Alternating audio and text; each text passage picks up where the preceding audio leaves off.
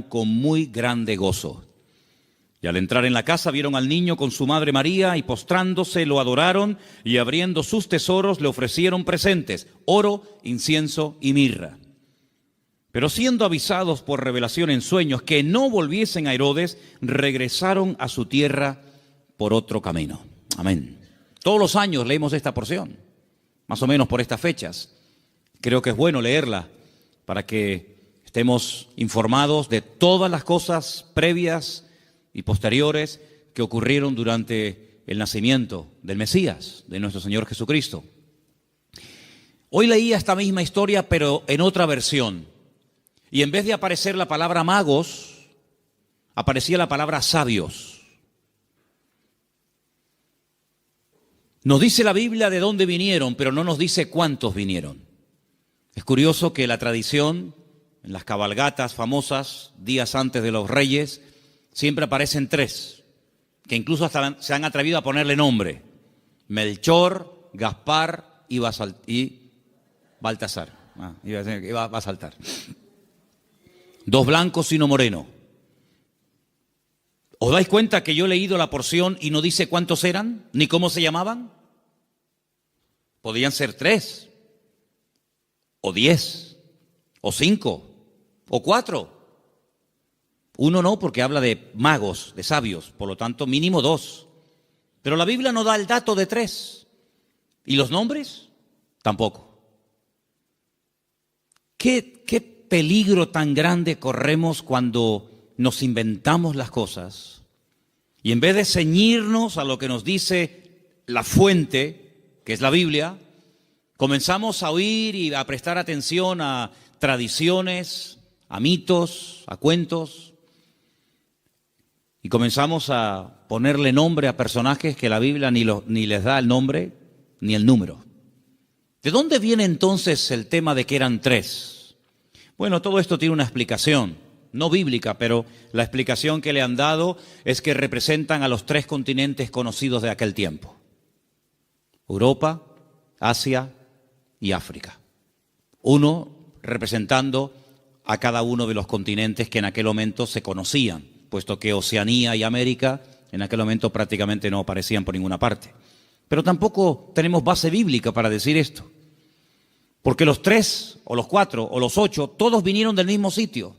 No vino uno de África, otro de Europa, otro de Asia, y allí se encontraron. No, venían juntos. Y venían los 3 juntos con un propósito. Y vinieron todos dirigidos de la misma manera. No es que uno en África tuvo un sueño, otro en Europa tuvo una visión y se le presentó un ángel, y otro... No dice eso. Todos venían como un equipo, con un propósito, con una serie de presentes, de los cuales hablaremos ahora un poco, y vinieron de Oriente. Ahora, ¿de qué parte de Oriente? Tampoco con exactitud lo sabemos, porque si ustedes se centran en Israel, toda la geografía bíblica parte de Israel. Eso siempre tienen que tenerlo presente. Cuando habla del norte, pero del norte, ¿desde dónde? ¿Desde Madrid? ¿Desde Jerusalén? ¿Desde Roma?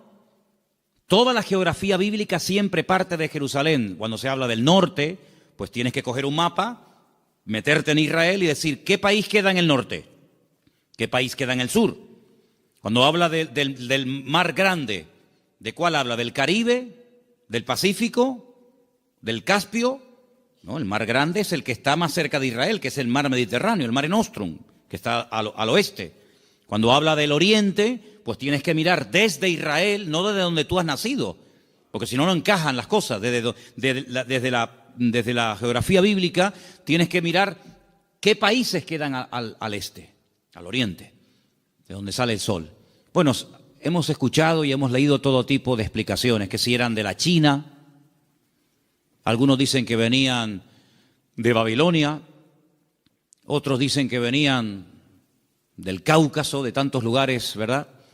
Venían del este, venían del oriente. Ahora, en aquellos tiempos no era como hoy en día, que cogemos un avión y en unas cuantas horas nos ponemos en la otra parte del mundo. Por muy lejos que quede Chile, por muy lejos que quede Argentina, te montas en un avión en Madrid, en 12, 13 horas llegas a Buenos Aires sin ningún problema. Y has recorrido miles de kilómetros, has cruzado el charco, ¿verdad? Y has llegado casi hasta al extremo de la tierra, a la Patagonia, al fin del mundo. Pero en aquellos tiempos no era tan habitual, no era tan rápido, no era tan fácil el desplazarse de un país a otro. Lo que hoy en día hacemos en unas horas, en aquellos tiempos se tardaba días, semanas, meses y, si me apuras, hasta años.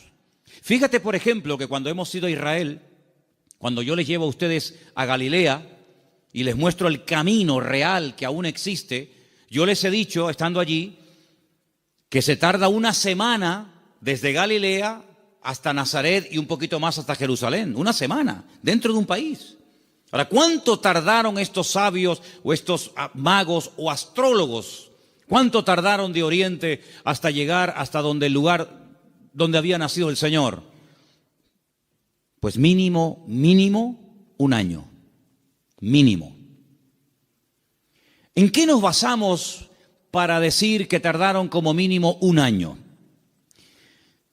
Cuando uno lee la palabra, uno tiene que prestar atención al contexto, a todo lo que nos cuenta la historia, no solamente a unos cuantos versículos, sino a todo el contexto de la historia, situarnos en el momento de la época y tomar nota de una serie de detalles que nos aportan información que aparentemente no son importantes, pero son muy importantes.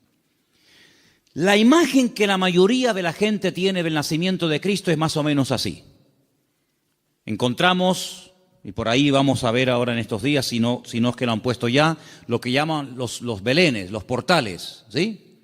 Y van a ver al niño en una cunita, su madre a un lado, el padre a otra, unos ángeles que están allí, los camellos fuera, los magos que entran dentro y se postran delante del niño, detrás una burra, detrás una vaca, ¿sí o no? Esa es la imagen que la gente tiene. Pero eso no es verdad, rotundamente falso. Ya este papa que dimitió, Ratzinger, cuando estaba como papa, no ahora en el paro, cuando estaba como papa, él dijo que eso era mentira, que eso no tiene base ni fundamento bíblico. Allí no estaban todos juntos, el niño, la madre, los animales, los magos, los pastores. Eso es rotundamente falso. Pero es la imagen que la gente tiene. Entonces la gente cuando va al pesebre o al portal que hacen aquí en el ayuntamiento o en otros lugares, pues ve a todos juntos. Sin embargo, si ustedes se fijan, hemos leído en esta noche en el versículo 11, una palabra clave para poder ir desgranando y explicando esta porción. Dice que al entrar en la casa, en todas las Biblias tiene que poner eso, sea de la versión que sea.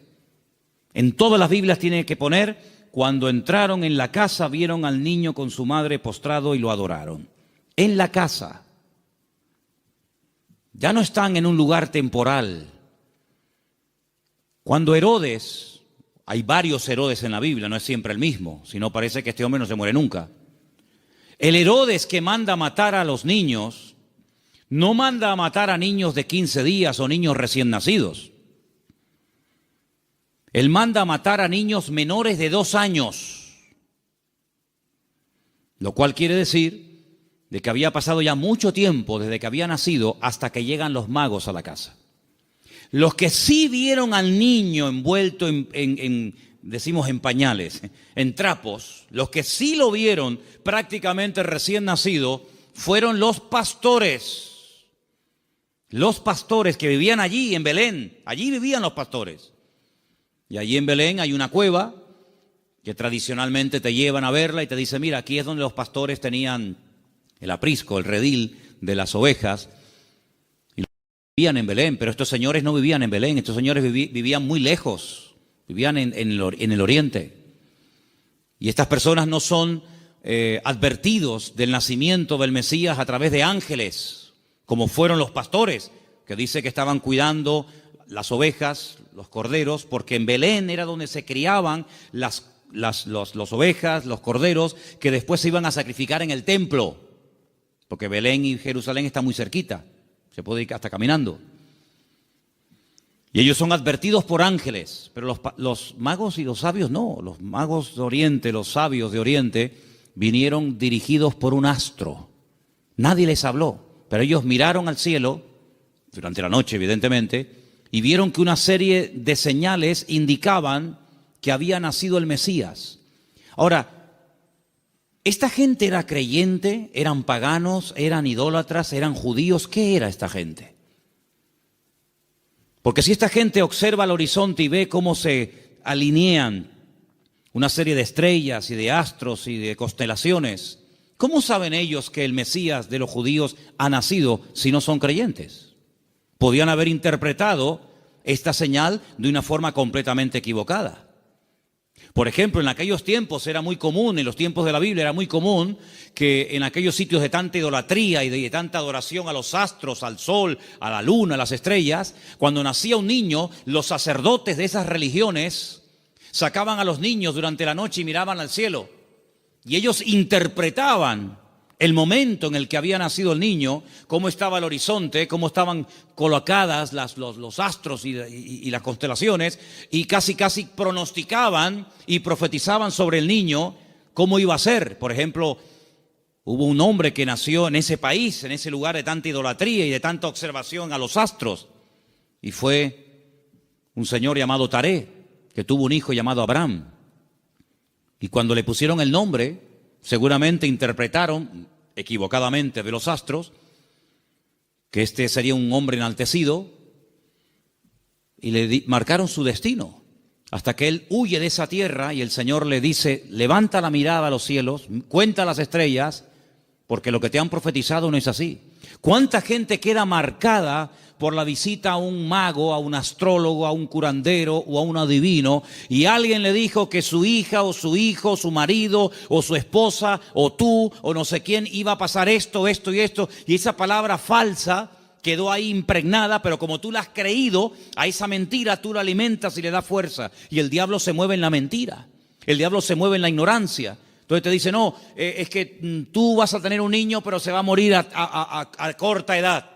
Y tú crees en esa palabra y la compartes y no sé, y te agarras a ella y le estás dando ideas al diablo. ¿Y cuántas veces queda la gente marcada por falsas profecías, por un pronóstico equivocado, por una carta astral, por una lectura de manos, por lo que dijo una noche un vasito que se movía y apuntaba en no sé qué dirección? ¿Y cuánta gente queda marcada de por vida? Y creen que van a estar enfermos, que van a morir jóvenes, que el marido se va a ir con otra, etcétera, etcétera, porque han creído una mentira. Y si la verdad te hace libre, la mentira te esclaviza y te amarga y te oprime la vida. Pero estos hombres, cuando miraron ellos creían que aquel Leo y aquellas estrellas, ellos creían que aquello tenía un propósito y una razón. Y ellos no dijeron: ¿será que van a ser un rey en nuestra tierra? ¿Será que va a haber una catástrofe, un tsunami, un terremoto? No, ellos no se equivocaron. Ellos interpretaron correctamente aquello y se ponen en marcha. Y como mínimo, te dije antes que tardaron un año. Y ellos no van yendo por todos los países preguntando: oye, ¿será aquí? ¿Será allí? Como aquellos que aquella noche, cuando oyeron la palabra profética del Señor que dice: uno de vosotros me va a entregar, todos dijeron: seré yo, seré yo, seré yo, seré yo, todos menos uno que dijo quién es. Los magos, los sabios de Oriente no comenzaron a ir por Europa, por África, diciendo: será por aquí, será por allá. No, esa estrella, su estrella, no una cualquiera, su estrella, esa señal profética marcada en el cielo, indicaba en una dirección. Ellos seguían y llegaron nada más y nada menos que al sitio correcto, al país correcto y al pueblo correcto, Belén de Judea. Y cuando llegan allí, a Herodes, que era el rey que los romanos habían puesto como un títere, le preguntan: ¿dónde está el rey de los judíos? Porque su estrella hemos visto en el oriente y venimos a adorarle.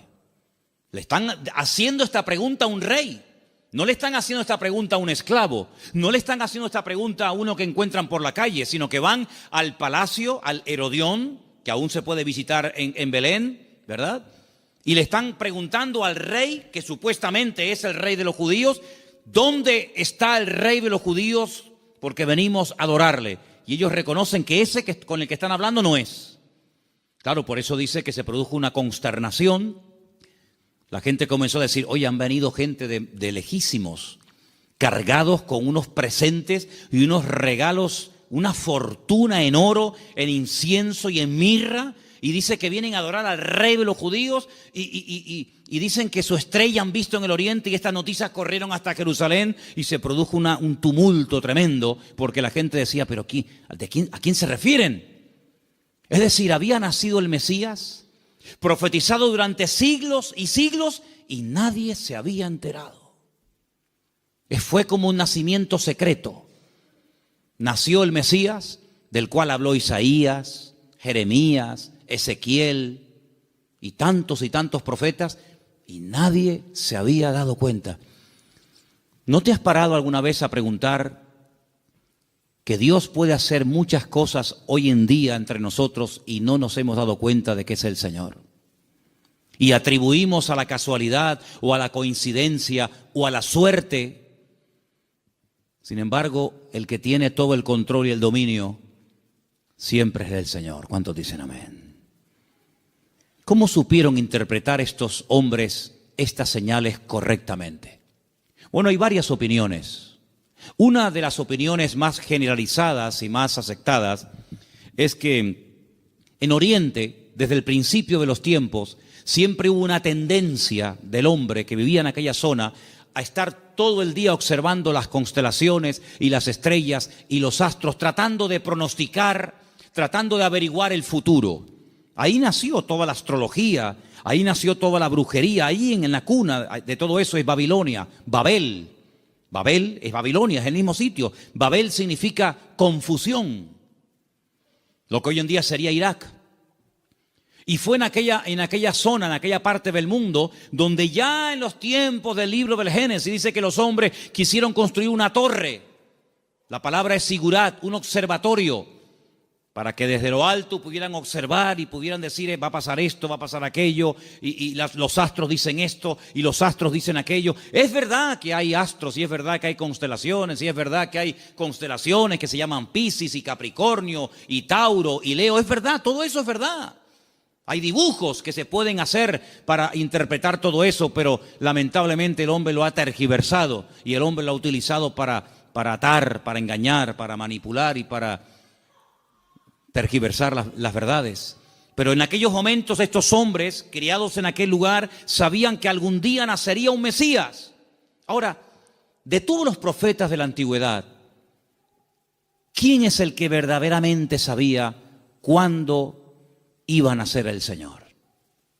Porque esta profecía que hemos leído esta noche, la vuelvo a leer en Mateo 1:6, y tú, Belén de la tierra de Judá, no eres la más pequeña entre los príncipes de Judá, porque de ti saldrá un guiador que apacentará a mi pueblo Israel. Estas palabras están fechadas entre el 738 y el 698 antes de Cristo. Son palabras del profeta Miqueas. Ustedes pueden leerlo en el libro que tenemos en la Biblia que lleva su nombre, Miqueas.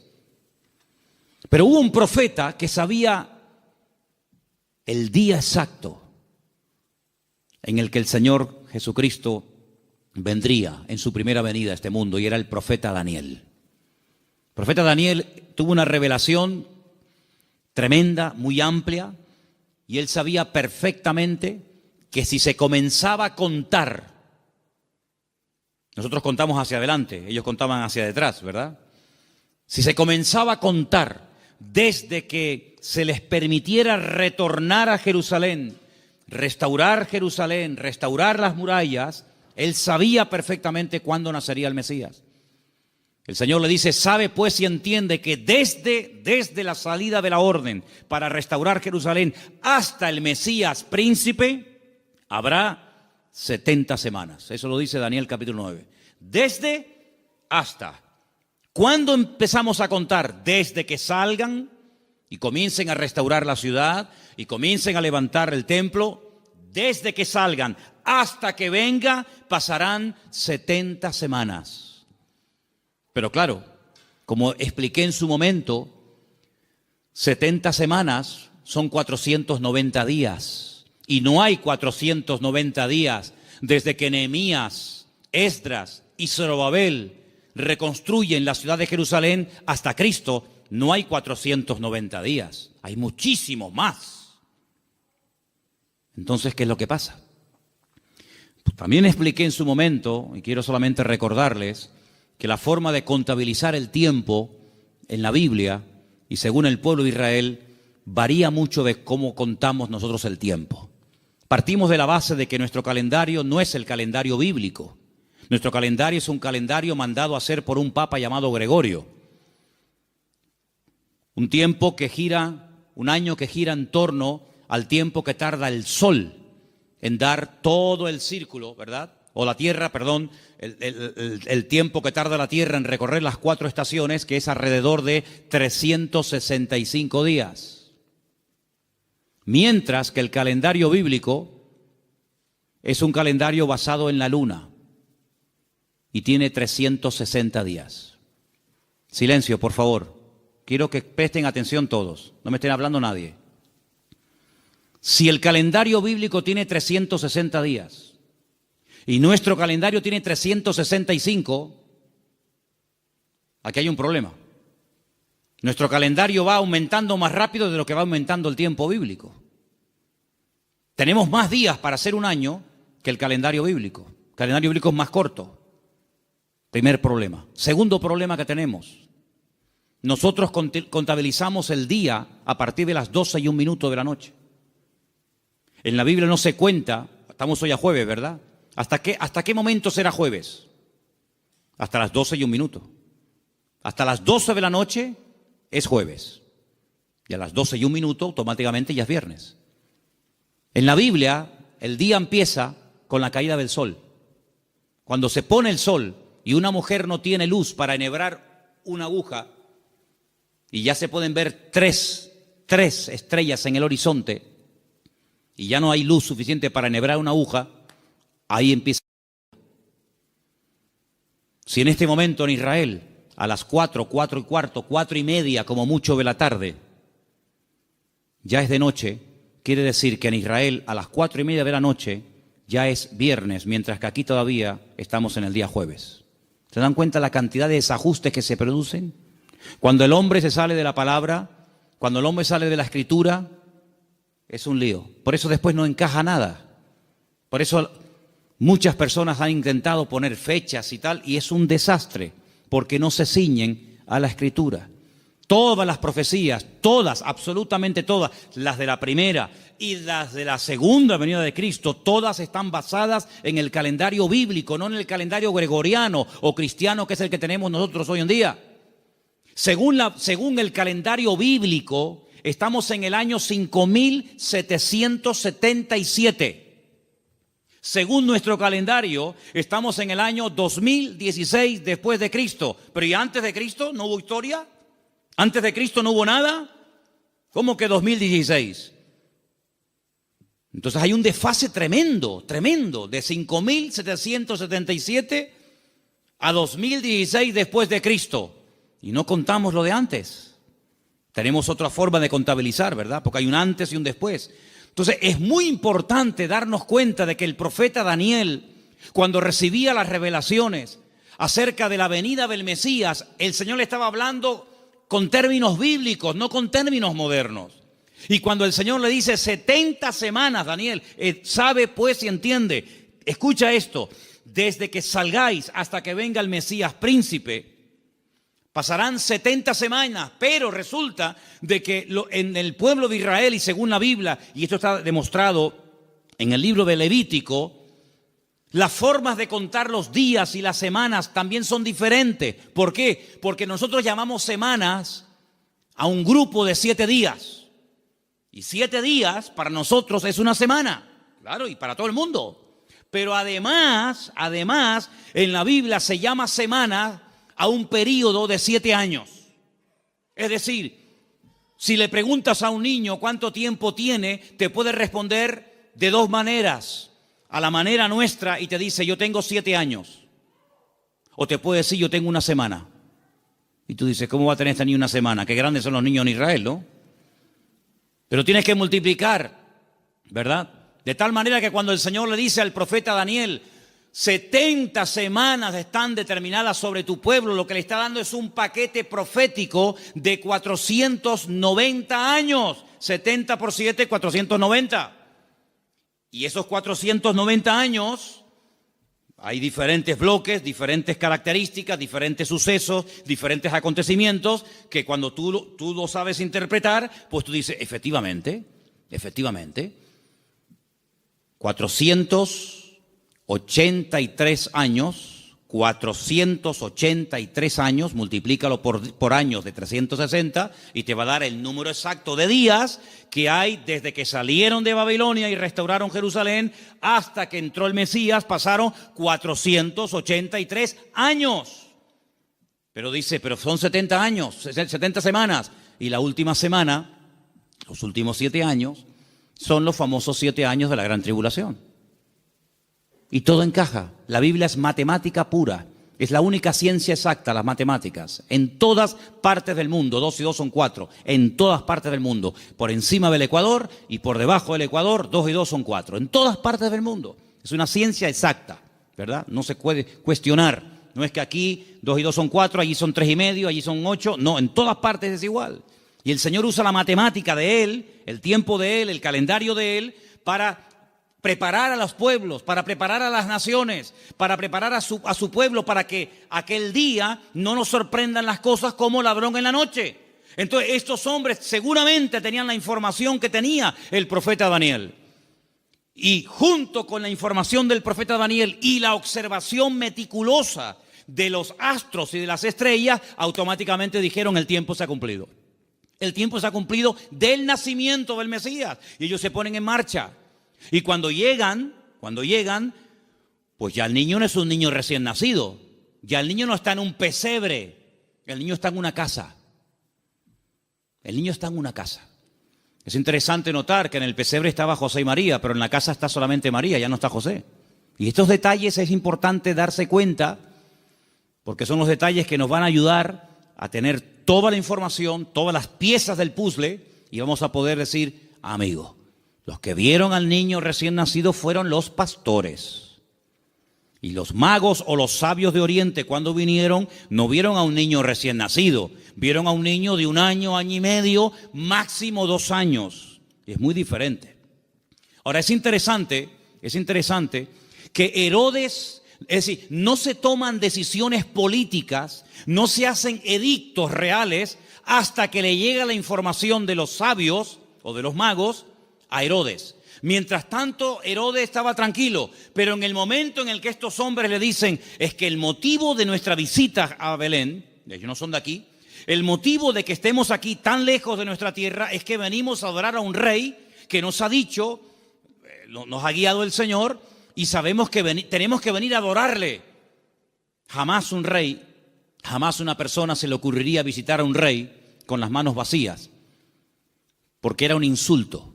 Era una provocación, era el no reconocerme. ¿Cómo te atreves a venir a visitarme a mí con las manos vacías? No me estás reconociendo como rey. Si tú me reconoces y te sometes y me respetas, tienes que traerme siempre un presente. Y por eso ellos vienen cargados con muchos kilos, hermano, ¿no? A veces vemos en las obras de teatro, en las películas, vemos una cajita ahí ridícula.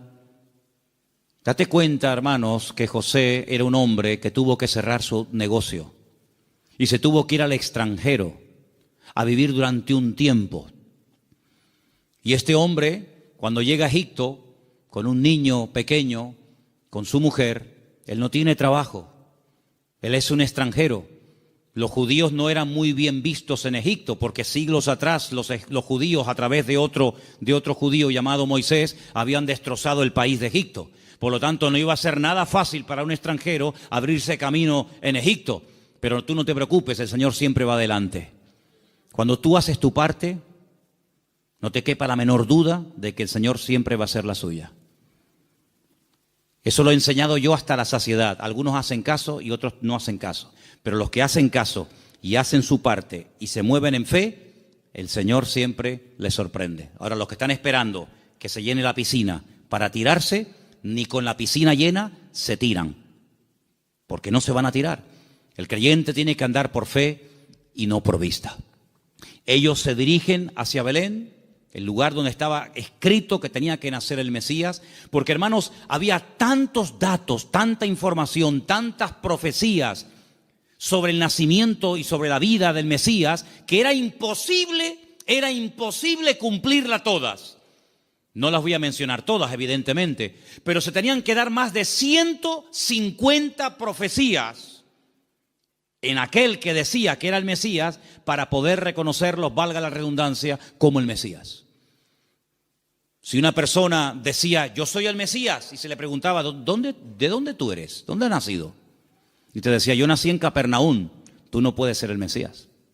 Aunque hagas milagros, aunque prediques muy bonito, tú no puedes ser el Mesías. ¿Por qué? Porque tú no has nacido en Belén de Judea.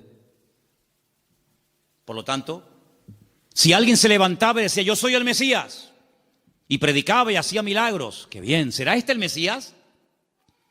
¿Cómo te llamas? Yo, Santiago, Jacobo, tú no puedes ser el Mesías. ¿Por qué? Porque el Señor dice cómo se iba a llamar el Mesías. Si alguien se levantaba y decía, yo soy el Mesías, he sanado enfermos, mudos, ciegos, paralíticos, he resucitado muertos, he limpiado leprosos, y la gente se quedaba con la boca abierta. Si a alguien se le ocurría preguntarle, ¿de qué tribu eres? ¿Cuál es el origen de tu familia? Y te decía, yo soy de la tribu de Neftalí. Le podía decir, tú eres un falso Mesías. ¿Por qué? Porque la Biblia profetizaba que tenía que ser de la tribu de Judá.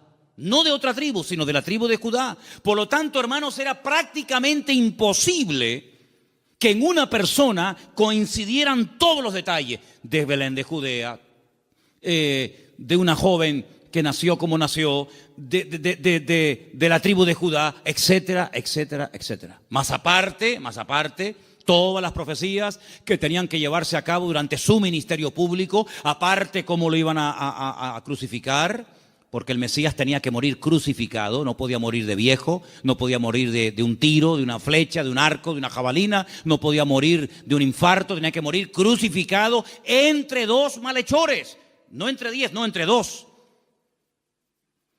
Y no le podían partir ni un solo hueso. Eso es imposible, a un crucificado que no le partan ni un hueso. Se los partieron al de la izquierda, se los partieron al de la derecha, pero a Jesús no. A Jesús no. No le podían partir ningún hueso. Y iba a morir como un inicuo, como un pecador, como un vil pecador, pero iba a ser enterrado como un rico.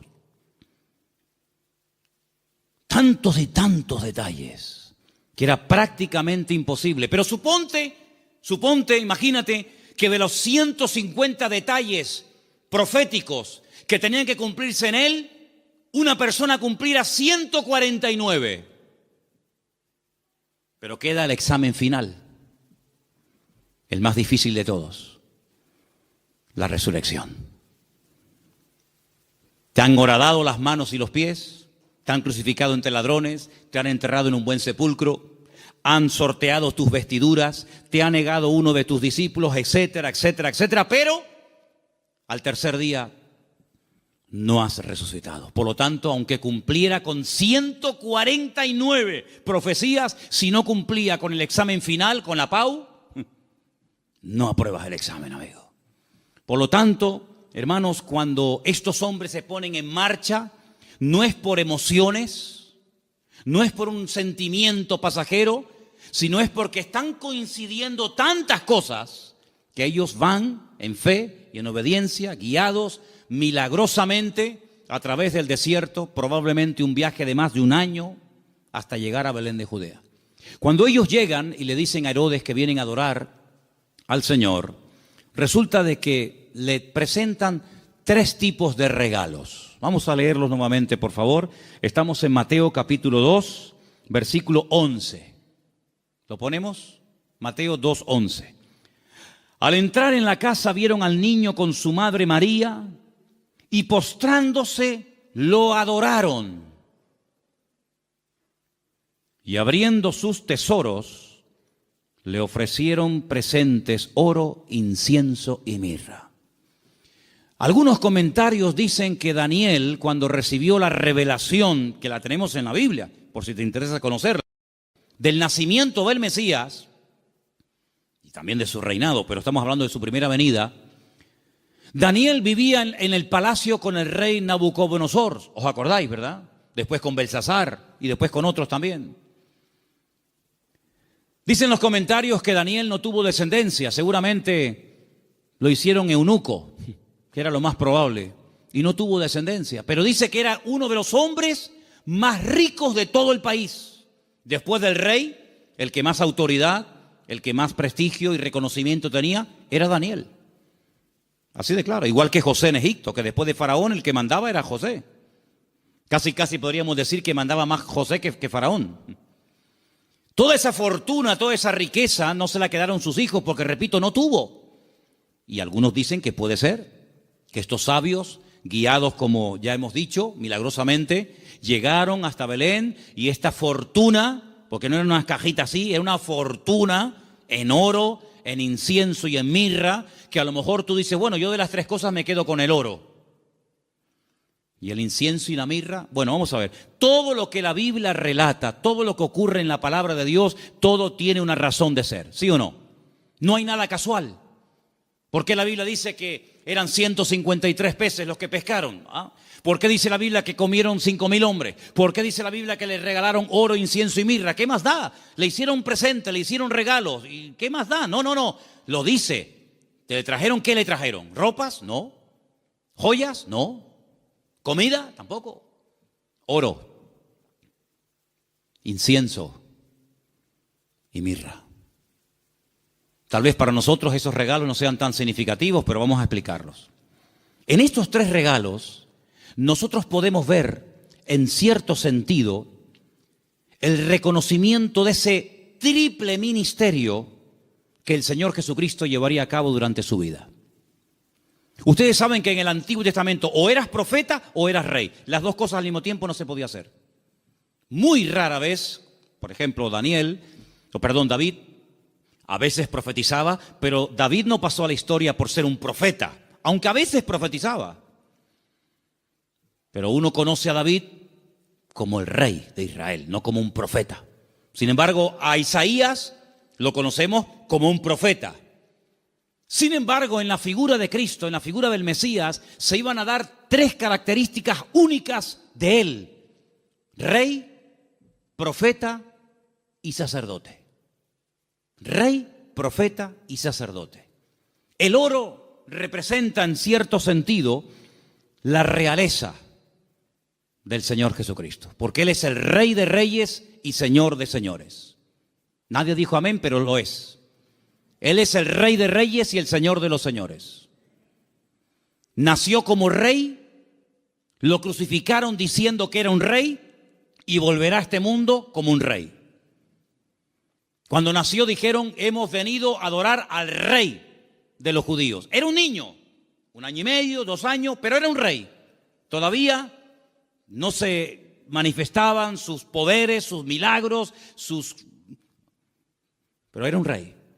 Cuando murió en una cruz, él no lo dijo, pero Pilato dijo, quiero que le pongan encima de la cruz un título, una placa donde ponga en 3 idiomas para que todo el mundo lo entienda, en latín, en hebreo y en griego. Quiero que pongan, este es el rey de los judíos. Es increíble. Cuando Pilato le dice, pero tú eres un rey, ¿sí o no? Y dice, yo para esto he venido a este mundo. Pasa que todo tiene su momento y todo tiene su lugar. Cuando oramos en el Padre Nuestro, lo leemos o lo mencionamos, hay una parte que recordamos que Él es rey. Cuando decimos, venga tu reino, y no hay reino sin rey, y no hay rey sin reino. Por lo tanto, Él es un rey. Y en ese presente del oro, moneda internacional, dicho sea de paso, porque con oro puedes ir a cualquier parte del mundo, se reconoce que Él era un rey. De hecho, ellos dicen, venimos a adorar a un rey, pequeño, pero al fin y al cabo rey. Luego resulta de que el Señor Jesucristo era profeta, era la voz del Padre, era el que anunciaba las buenas nuevas de salvación a los quebrantados de corazón, a los ciegos, a los prisioneros, a los pobres. Él proclamaba el mensaje, era un profeta. Y ahí lo vemos, hermanos, como la mirra. La mirra era lo que se utilizaba, ¿verdad?, en los ungüentos para ungir a las personas. Y con ese elemento de la mirra vemos que se le reconoce su ministerio profético. ¿Cuántas veces profetizó el Señor? ¿Recuerdan alguna profecía que dijo el Señor? Yo recuerdo muchas. Por ejemplo, una muy sencilla, pero que se cumplió literalmente. En una mesa se queda mirando a todos y les dice, ¿sabéis una cosa? Esta noche uno de ustedes me va a traicionar. ¿Cómo? ¿Nosotros? Eso no puede ser. Nosotros somos tus discípulos. Lo hemos dejado todo para estar contigo. Pero él profetizó. Eso es una palabra profética. No se había cumplido. Uno de vosotros me va a traicionar. Uno de vosotros me va a negar. Y se cumplió literalmente. Aunque el que lo iba a hacer dijo, no. Aunque todos te abandonen, yo nunca te abandonaré. Y resulta que el que más habla es el que es. Ay, amigo. Yo recuerdo una profecía que dijo el Señor. Muy larga, por cierto. La tenemos enterita en Mateo 24. En los últimos tiempos se levantará nación contra nación y reino contra reino, y la maldad se multiplicará, pero el que persevere hasta el fin será salvo. Estamos viendo cómo la maldad se ha disparado de una forma increíble, hermanos, increíble. Raro es el día que usted no ponga la televisión a la hora de las noticias y no oiga tragedias y tragedias y tragedias y más tragedias. Si no es en Alemania, es en Francia, si no en Siria, si no en Jordania, si no en Grecia, siempre por todos los lados. Hablábamos de Sodoma y Gomorra, pero ¿cuántas ciudades hoy en día han ganado en maldad a Sodoma y Gomorra? Antes había una Sodoma, antes había una Gomorra, ahora hay miles de Sodomas y de Gomorras, miles. La maldad se va a multiplicar. Falsas doctrinas, falsas enseñanzas, terremotos, pestes. Hermano, ¿cuántas palabras dio el Señor? Una palabra profética que dijo, vete, tu criado ha sido sanado en esta misma hora. Es una palabra profética. Estaba allí, pero cuando llega, estaba sanado. Dice, ¿a qué hora fue sanado? Dice, a tal hora. Dice, a esa hora fue cuando él me dijo que iba a ser sanado. Profeta fidedigno, siempre anunciando la verdad, la palabra de Dios claramente. Y como sacerdote, ahí tenemos representado el incienso que subía continuamente a la presencia de Dios, recuerda el ministerio sacerdotal. Pero algunos de ustedes dirán, pero Cristo no podía ser sacerdote, porque los sacerdotes eran de la tribu de Judá, de la tribu de Leví. Y Jesús, como tú acabas de decir, no era de la tribu de Leví, era de la tribu de Judá. Los de Judá no podían ser sacerdotes. Es verdad, tienes razón. Pero Jesús no es sacerdote según la tribu de Leví, sino Jesús es sacerdote según Melquisedec, rey de Salem. Porque los levitas desaparecieron, pero el sacerdocio de Cristo es constante, permanente y eterno por los siglos de los siglos. Amén. ¿Te das cuenta? Por lo tanto, todo encaja de una forma perfecta. Oro, incienso y mirra. Ahora puedes salir corriendo a Egipto como extranjero, no tienes trabajo, nadie te va a abrir las puertas, pero tú no te preocupes. El hombre te cerrará las puertas, pero Dios que va delante de ti te abrirá todas. ¿Cuántos dicen amén? Esa es la confianza. Y José no cuestionó, José no dijo, bueno, pero esto es una locura, esto es un disparate, y yo cómo voy a cerrar mi negocio y mis herramientas, y yo me dedico a esto y ahora voy a Egipto, y qué hago yo allí, no hablo el idioma, no me conoce nadie, no tengo clientes. No importa, cuando el Señor te dirija a hacer algo, no tengas miedo. Dice la Biblia que el que pone su mano en el arado y mira atrás, el surco le sale torcido y no sirve. Pero nosotros no andamos por emociones, por sentimientos. Y lo dije una vez, lo que está claro en la palabra, no busque confirmación. Hay gente, no, es que yo quiero ver lo que Dios me dice, que ya te lo dijo. Tú no tienes que orar para ver si es la voluntad de Dios invitar al domingo al culto al vecino. ¿Qué quieres? ¿Molestar a Gabriel con todo lo ocupado que está para que venga a ti a decirte, sí, vete al vecino a hablarle de mí? Cuando la Biblia dice, id por todo el mundo y predicar el evangelio a toda criatura. Lo escrito no necesita confirmación. Los que siempre buscan confirmación son los que dudan, los que no se terminan de fiar, los cobardes como Gedeón, que ponía una prueba y vamos a poner otra, vamos a poner otra. ¿Cuántas pruebas queremos? Por lo tanto, hermanos, la visita de esta gente fue algo realmente increíble, algo tremendo. Pero, al mismo tiempo, tengo que decir que Herodes le dio un encargo. Herodes les dijo, bueno, pues díganme dónde está exactamente para que yo después vaya y también le adore juntamente con ustedes. Estaba mintiendo, estaba diciendo mentiras. Nunca fue a adorarlo, al contrario. Al contrario. Vamos a leerlo. Estamos en Mateo capítulo 2. Después que partieron ellos, he aquí un ángel del Señor se le apareció en sueños a José y le dijo: levántate, toma al niño y a su madre, huye a Egipto y permanece allá hasta que yo te lo diga, porque acontecerá que Herodes buscará al niño para matarlo. ¿Te das cuenta? Para matarlo. Le dijo a los sabios: no, yo quiero adorarle, pero es mentira, lo quiere matar, es falso. Y él despertando tomó de noche. Pero si el Señor me ha hablado, cuanto antes ponga la palabra en práctica, mejor. ¿Para qué esperar a mañana? De noche, me levanté. Se levantó de noche. Y dice, tomó al niño y a su madre y se fue a Egipto. Y estuvo allá hasta la muerte de Herodes, para que se cumpliese lo dicho por el Señor por medio del profeta, cuando dijo: de Egipto llamé a mi hijo. Entonces Herodes, cuando se vio burlado por los magos, se enojó mucho y mandó matar a todos los niños menores de 2 años. Si el niño estaba recién nacido, no tiene ningún sentido promulgar un edicto real para matar a un niño de 1 año, año y medio, 2 años, no tiene sentido. Pero es que ya te vuelvo a repetir, el niño ya hacía mucho tiempo que había nacido. Pasa que los magos habían tardado mucho tiempo en llegar. Entonces dice que mandó a matar a los niños menores de 2 años que había en Belén y en todos los alrededores, conforme al tiempo que había inquirido de los magos. Es curioso que cuando le interesaba tener una información se movía, pero cuando no quería cumplirla se hacía el loco, ¿no? Entonces se cumplió lo que fue dicho por el profeta Jeremías, otra palabra más cumplida. ¿Qué decía la palabra? Voz fue oída en Ramá, grande lamentación, lloro y gemido. Raquel, que llora a sus hijos y no quiso ser consolada porque perecieron. Pero después de la muerte de Herodes, he aquí un ángel del Señor le apareció en sueños a José en Egipto y le dijo: levántate, toma al niño y a su madre y vete a la tierra de Israel, porque han muerto los que procuran la muerte del niño. ¿Cómo iba a saber José en Egipto sin WhatsApp, sin Facebook, sin ordenador, sin nada, que ya puedo volver a casa? ¿Cómo lo puedo saber? Toda la información que necesitamos saber la sabe el Señor. Y cuando el Señor te diga, vuelve otra vez, fíate, porque el Señor sabe perfectamente que el tiempo de la muerte de Herodes ha llegado.